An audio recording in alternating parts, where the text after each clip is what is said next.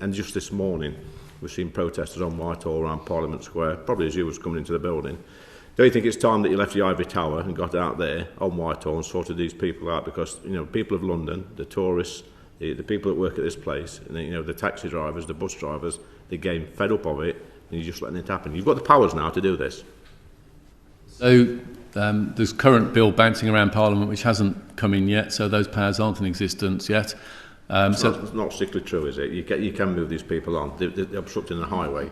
So we could have a long conversation about public order law. Why you're not moving them on? Well, because you're making selective comments based on a partial understanding of the law.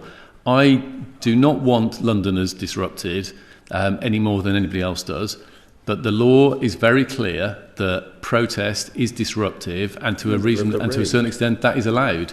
That is what the law says at the moment. Now, you might not like that, but I have to work to the law rather than rather than win. Now, it is right.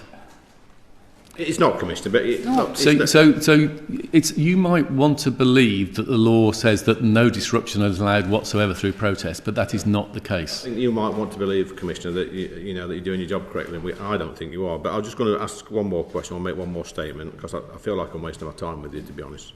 You say you took 5 years out of the force. There's probably people listening to this today wish it was a lot longer, and I'm one of them. Do you think you've got the confidence of the public? I'm not going to sit here. If people want to be personally offensive, then write it in newspapers, but I'm not going to answer those questions.